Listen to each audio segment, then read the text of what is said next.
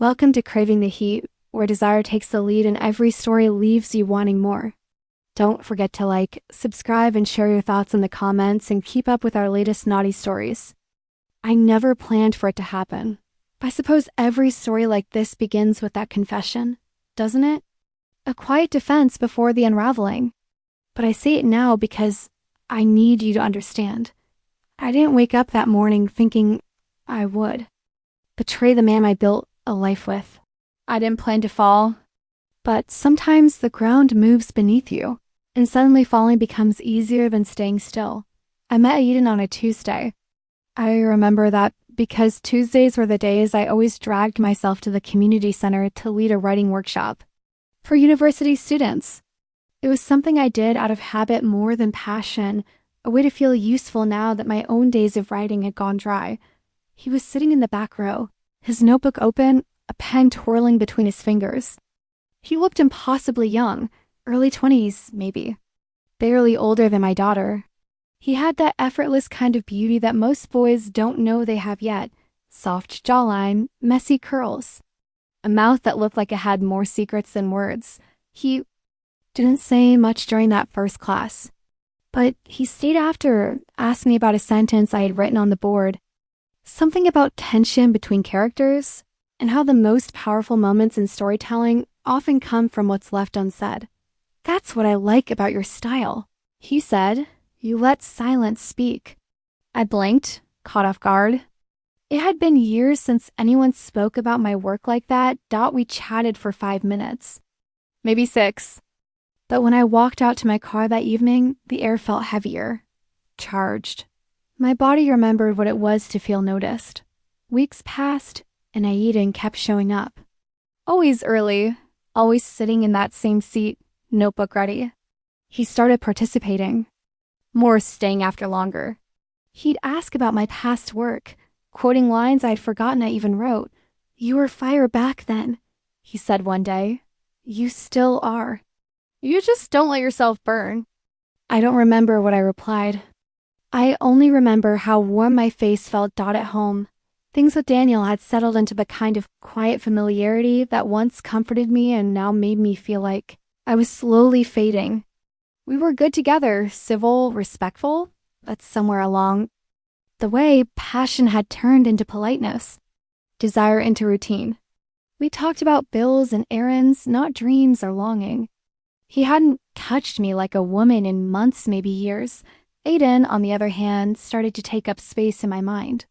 I tried to brush it off as harmless curiosity, a silly crush, a phase. But every week our conversations grew longer, deeper. He'd share snippets of his own writing, and I'd help him shape them. He'd ask about my life, and I'd offer vague answers, never mentioning Daniel until the day he asked, "Are you happy?" The question shouldn't have shaken me, but it did. Because no one had asked me that in a very long time. One afternoon, the workshop ended early. Most of the students left, but Aiden lingered again. It was raining outside. The kind of soft, relentless rain that seems to slow time. You want to stay for a coffee? I asked, immediately regretting it. He smiled. Only if you're staying too. We walked to the little cafe 2 blocks away. We sat in the corner, tucked behind a dusty bookshelf. We talked about everything poetry, music, love, loss. I told him about a miscarriage I had once had, years before my daughter was born. He told me about losing his father at 17. There was no flirting, not directly, just truth. And a kind of intimacy that scared me. When we stood up to leave, he reached for my coat, helped me put it on. His fingers brushed the back of my neck, my breath caught. That night, I couldn't sleep. I kept replaying that small touch in my mind, over and over, until it became something bigger. The next week, I wore lipstick to class. Something I hadn't done in years. The week after that, he walked me to my car and said, "You don't have to be invisible, you know?" I didn't reply. I didn't need to. A month later, it happened. He had missed the official class but showed up anyway, claiming he had written something he wanted me to read. We sat alone in the empty classroom. I read the words. They were raw, vulnerable, unfiltered. You wrote this for someone? I asked. Even though I knew the answer, he nodded. Then looked straight at me. I wrote it for the woman who taught me how to feel something again. I should have left. I should have walked out, but I stayed. He leaned forward. I didn't stop him. His mouth was warm, hesitant at first. Then, sure, he kissed me like he had waited a lifetime to do it. And I let him. We didn't sleep together that day. But we would, weeks later, and yes, he was so much younger. But that night, he didn't kiss me like a boy. He touched me like a man, like someone who had seen every bruise I'd ever tried to hide. Someone who didn't see my age, or my status, or my responsibilities, but saw me, the woman underneath the roles. The woman I long stopped being even to myself. The affair lasted 3 months. 3 months of secrets and soft lies. Of hotel rooms and stolen afternoons. Of poetry scrawled on napkins and button blouses slipping to the floor. But guilt always finds a way, and Daniel found a note in my planner, nothing explicit. Just a line of Eden's poetry that didn't sound like mine. He asked, I didn't deny. There was pain, rage, disbelief. I don't remember most of that conversation. Only the way Daniel looked at me like I was someone he never truly knew. I ended it with Eden the next day. He cried. So did I. You made me feel like a man. He whispered. I didn't answer because he had. But I wasn't meant to keep him. Daniel and I still trying. We see a counselor. We eat dinner together without looking at our phones. Sometimes we touch each other in bed and pretend it's enough. Sometimes it is other nights. I lie awake and remember Aiden's fingers on my spine. The way he said my name like it was a song. The way I had let him see me completely, shamelessly, without apology. And I don't regret the affair, but I regret the woman I had become before it.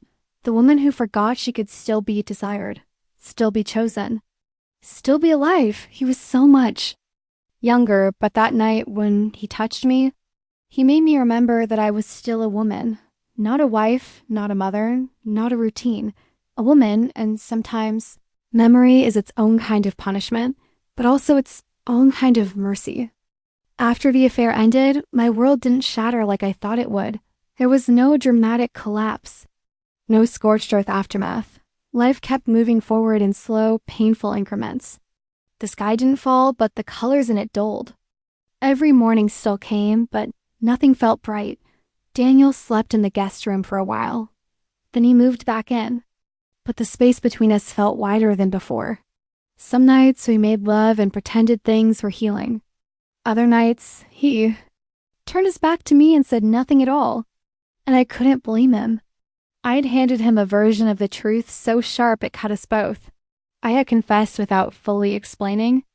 I told him there had been someone, but not how much of me that someone had held. Our counselor said rebuilding trust was like walking blindfolded through fog. You don't know if you're moving forward until you look back and realize you haven't. Tripped for a while. So we walked, fogged, blind, together. I stopped leading the workshop. Told the center I was stepping away for personal reasons. The students sent cards. Aiden didn't. I thought he might, but he didn't. And in some strange way, I was grateful. If he had written, if he had called, I don't know if I could have resisted the pull again, but he didn't reach out. He disappeared like a character you love in a story you can never reread. Gone. But unforgettable months passed. Then a year, I started writing again, not for anyone, not to publish, just for me.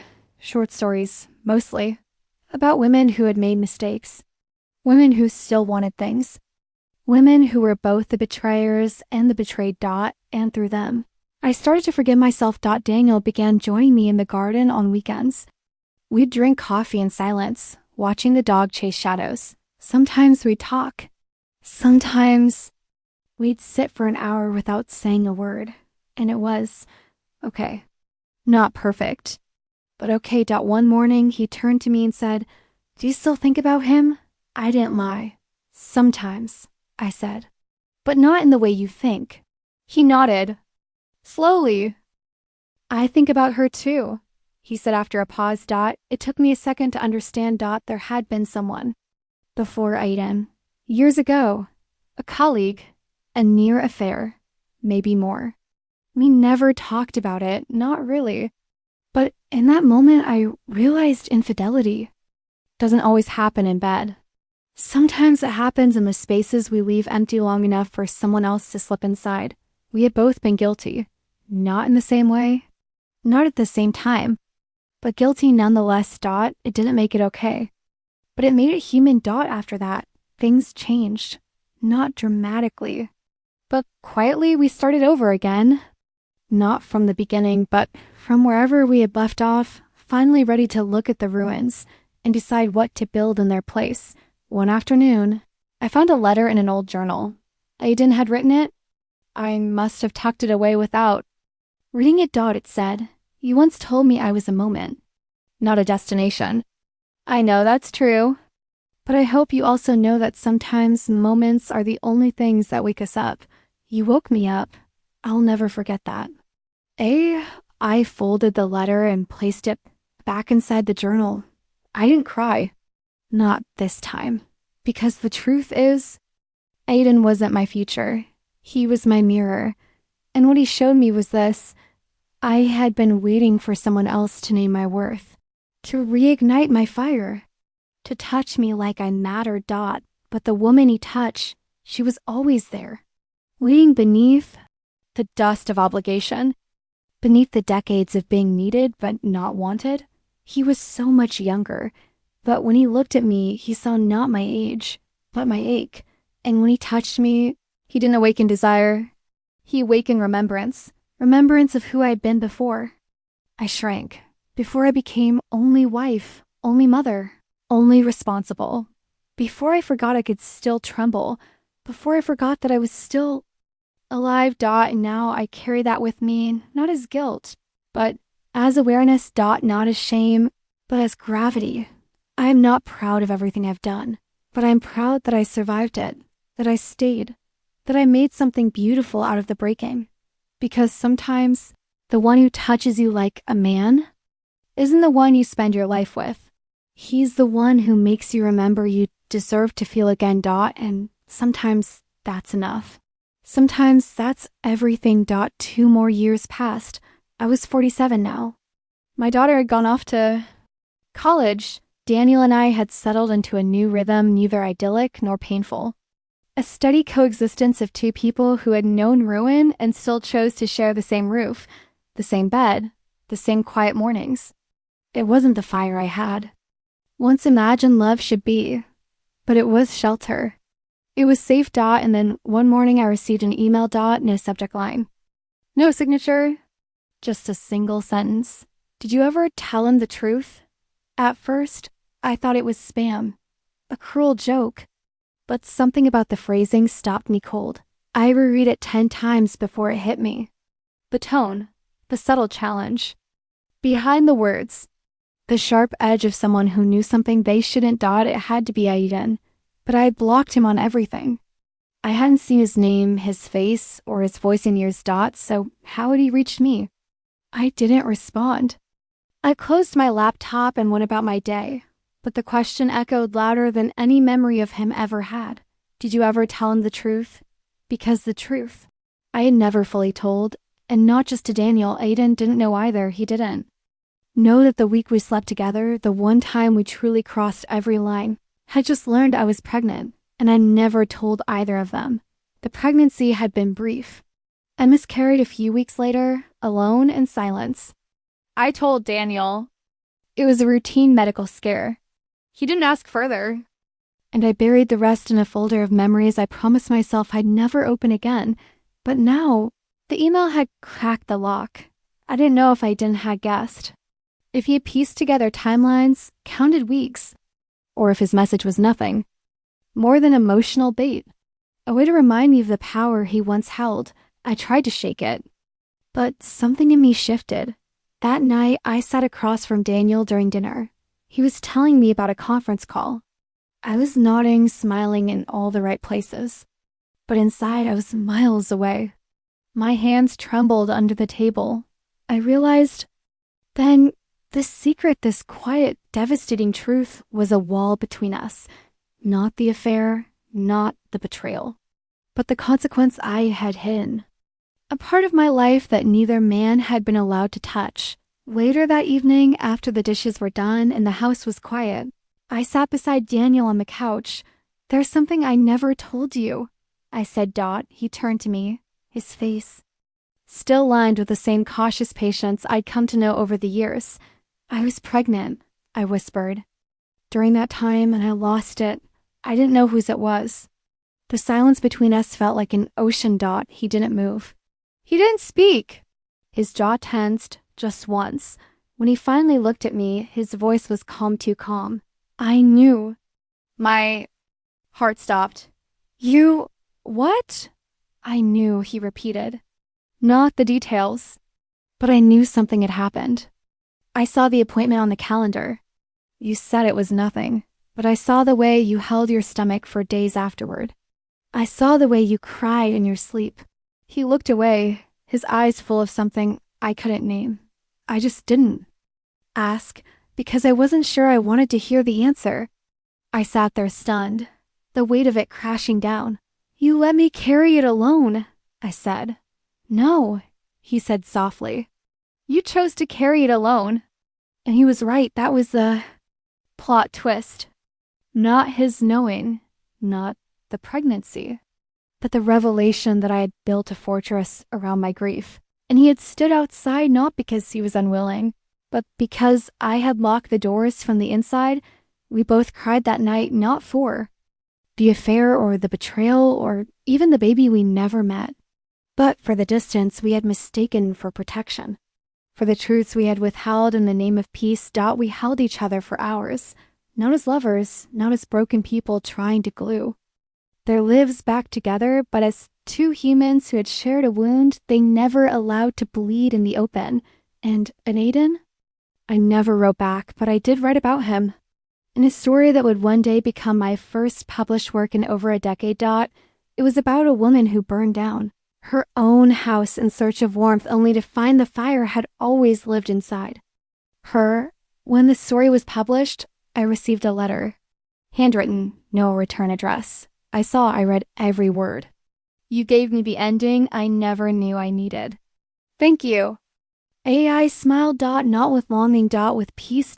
Because in the end, he'd been part of my story, but he wasn't the whole book. Daniel and I are older now. Slower, softer, but real.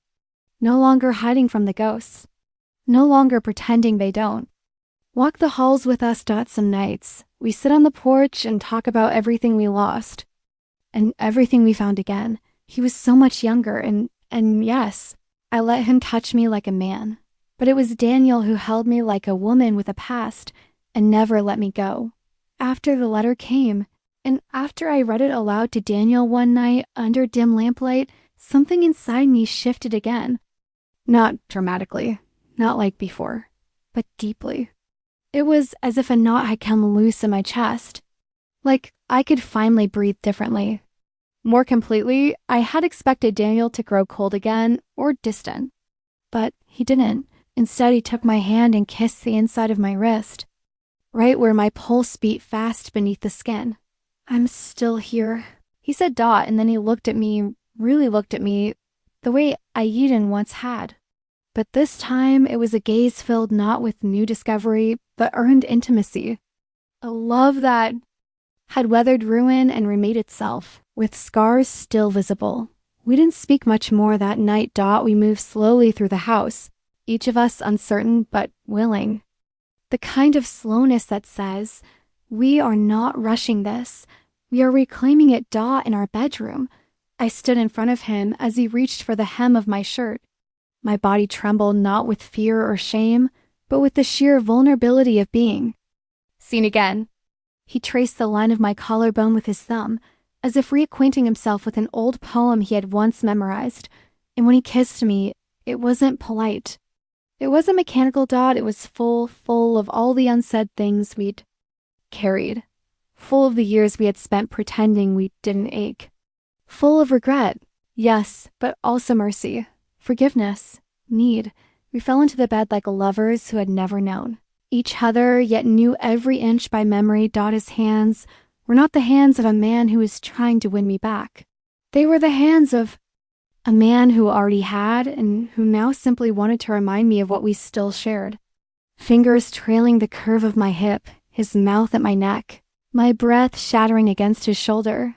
There was no music playing, no scripted drama, just skin and warmth and time folding in on itself. We didn't make love like a couple rebuilding. We made love like a couple remembering. And when it was over, and the quiet settled around us, I rested my head on his chest and whispered something. I hadn't in years. I still want you.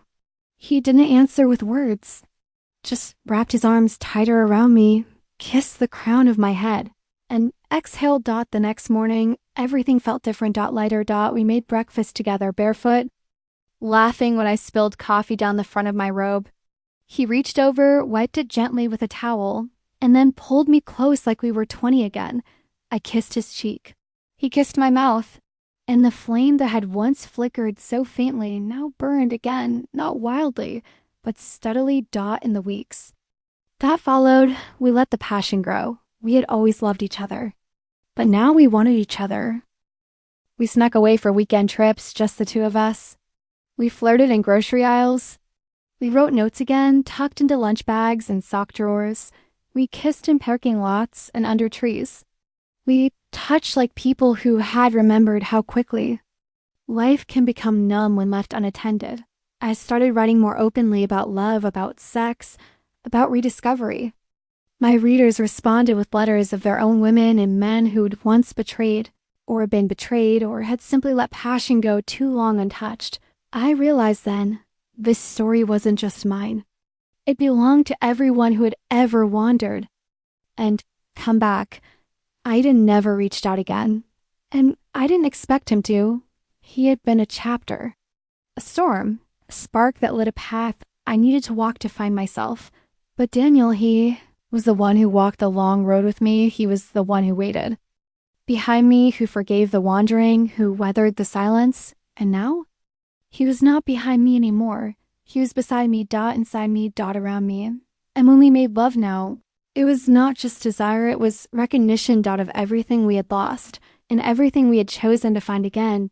In passion, in pain, in forgiveness, in fire. And in love, the kind that endures even the fall, the kind that doesn't need to begin again, because it never truly ended